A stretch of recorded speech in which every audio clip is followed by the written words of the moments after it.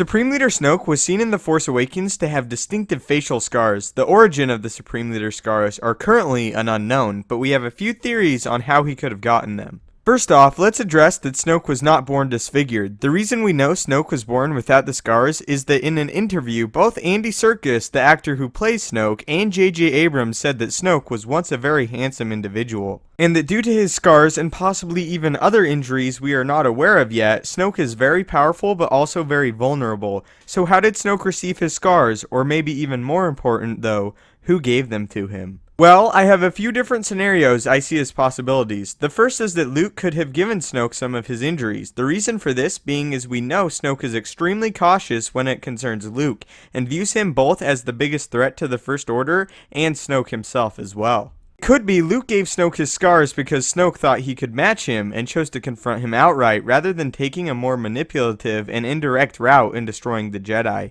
The return of some darkside user could have shocked Luke and put him into a similar frenzy we saw him display on his fight with Vader on the second Death Star, giving into his rage and striking at his father in full. Using the dark to smash at Vader, some have even speculated that if the Emperor had not said anything, Luke would have killed Vader and let his rage consume him. This fear and rage could have fallen over Luke again, not wanting the return of the Sith or powerful darkside users to plague the galaxy yet again, causing Luke to temporarily lose it and go too far with dispatching Snoke. Another theory is that Snoke could have actually seen Luke before on the second Death Star, and that he could have potentially been one of the royal guards ordered to protect Palpatine.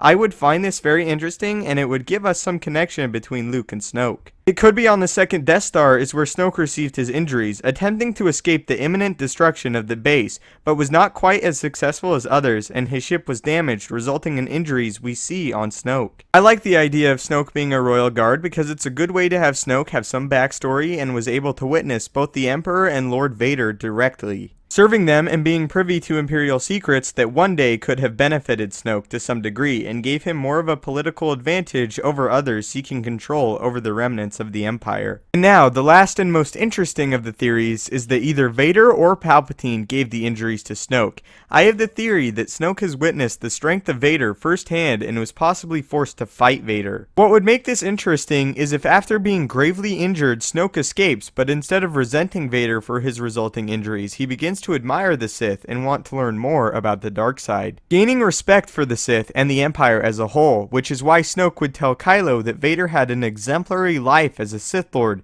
save his one moment of sentiment, and would encourage the young boy's fascination with his grandfather's exploits. And now we have the most popular fan theory for Snoke's scars, that he received them from Palpatine as a result of Force lightning.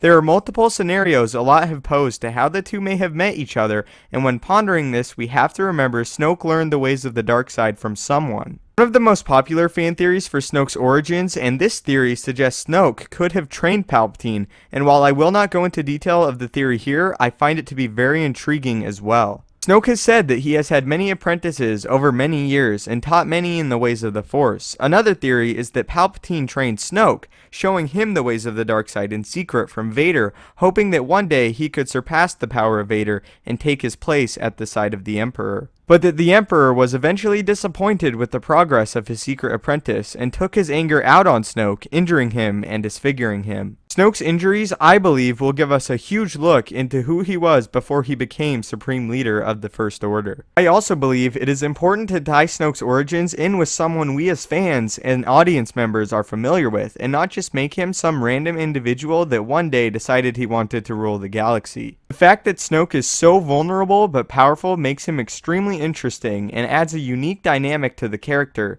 I am nearly positive Snoke is so cautious because he had failed to be in the past and was attacked by either his enemies or someone that he trusted and got the injuries we see on him now. Because of this, Snoke is very cautious and apprehensive about everyone he comes into contact with, choosing to rule from a distance and in the darkness. I cannot wait for the moment when Snoke steps out of the shadows and reveals his power and knowledge to both the characters in the new Star Wars trilogy and the audience.